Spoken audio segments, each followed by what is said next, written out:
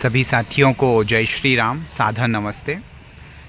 हर दिन मुझे एक कॉल, एक मैसेज ज़रूर आता है और इस घर की जानकारी के विषय में बहुत कुछ पूछना चाहते हैं। अभी रिसेंट में ये एक भाई का एक फ़ोन आया था, उन्होंने पूछा, कई और अन्य लोगों ने भी पूछा कि आपने जो पत्थर लगाए हैं, ये जो बड़े बड़े पत्थर ऐसे चौकोर पत्थर लगाए हैं, इनको इस तरह से रोका कैसे। यहाँ पर आप देख सकते हैं कि यहाँ पर ये जो आर्च बनी हुई है, इस आर्च के अंदर आपने इन पत्थरों को रोका कैसे, ये रुके हुए कैसे। इतने वज़न वाला पत्थर है, ये 20 किलो का मिनिमम एक पत्थर है, तो आपने इसको रोक के कैसे रखा है। आइए हम आपको विस्तृत जानकारी देते हैं। आप देख सकते हैं यहाँ पर ये शिला है, इस तरह की बड़ी बड़ी शिलाएँ थी। इस तरह की शिलाएँ हम उस पहाड़ से लेकर आए। उन पहाड़ों से जो शिलाएँ लेकर आई गई थी, उन शिलाओं को हमने इन टुकड़ों में, इन पत्थर को काटा इस तरह से। आपने हमारे अन्य वीडियो में देखा था किस प्रकार से हमने छीनी हटोरे का प्रयोग करके इन पत्थरों को इस स्क्वायर फॉर्म में तोड़ा गया है। ठीक है, अब आप देख सकते हैं कि ये पत्थर जो होता है, ये पत्थर है, मानो कि ये पत्थर है ना। अब ये पत्थर पूरा एक जैसा नहीं कटता है, ये मशीन कट होता तो शायद एक जैसा कट जाता। अब यहाँ पर देखिए, आप छीनी हथौड़े के अलग ही आपको चारों तरफ निशान दिख जाएंगे, ये इस तरह से।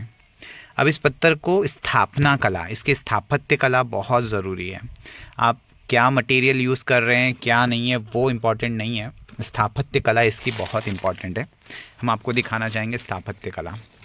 अब देखिए, ये पत्थर को मैं लूँगा, अगर आप इस पत्थर को इस तरह से रखेंगे तो ये झुकेगा। आप देखिए, ये पत्थर को ऐसे इतना टिकना चाहिए, ऐसे रखेंगे तो ये झुक जाएगा, ये टेढ़ा लगेगा।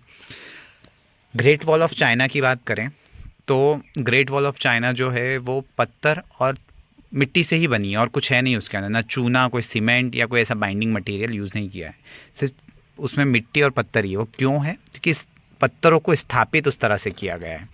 हमारी जो आर्च है उसमें भी स्थापना इस तरह से की गई है पत्थरों की कि वो हिले नहीं। अब इसकी स्थापना करने के लिए हमने क्या किया, इस पत्थर को ऐसे रखा, इसके नीचे हमने आपको इस तरह से टेक देनी पड़ेगी, इसके नीचे कुछ लगाना पड़ेगा आपको। ये जो सीखा निकला हुआ जो हिस्सा होता है ना, उसको इधर पीछे की साइड लगाना पड़ेगा, उसमें टेक देनी पड़ेगी, तब जाके इस तरह से ये पत्थर टिकेगा। इस तरह से आप देख सकते हैं, ये स्क्वायर फॉर्म में आपको सामने से दिखेगा। और इन पत्थरों को इस तरह से जमाया गया है। अब देखिए, एक चाबी बनाई हुई है, बीच में जो दिख रहा है वो चाबी बनी हुई है। वो चाबी अगर निकल जाएगी तो ये पत्थर सारे ही बिखर जाएंगे।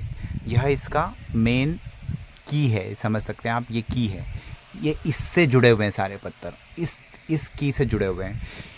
हाल ही में हमारा जो नवनिर्माण हुआ है, ये मंदिर का जो शिखरा यज्ञशाला का चल रहा है, इसमें भी आप देख सकते हैं कि इसके स्थापत्य कला बहुत इंपॉर्टेंट, आपको हर बार दिखाई थी मैंने।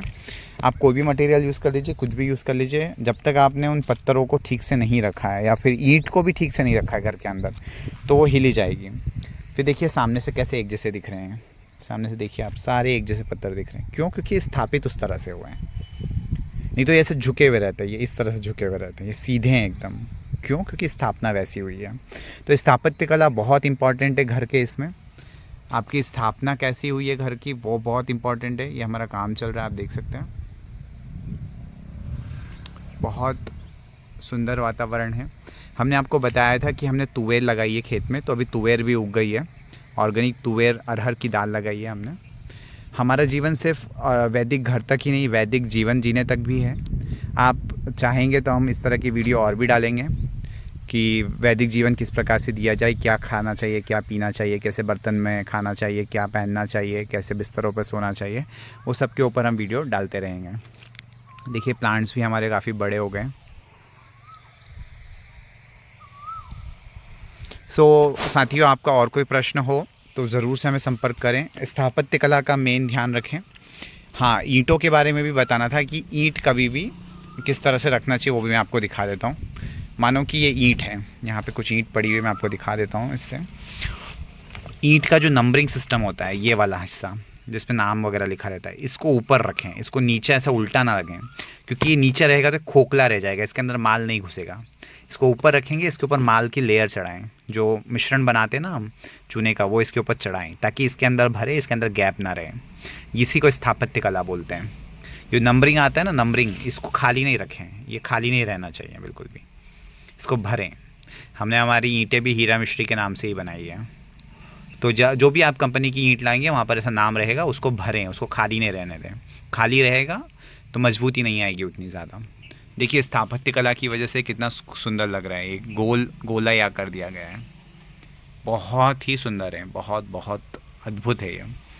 और ये पत्थर को जहाँ पर तोड़ के रखे गए हैं, इनको वो आधी गोलाई और बाकी है, उसमें कंप्लीट करने में थोड़ा समय लग रहा है।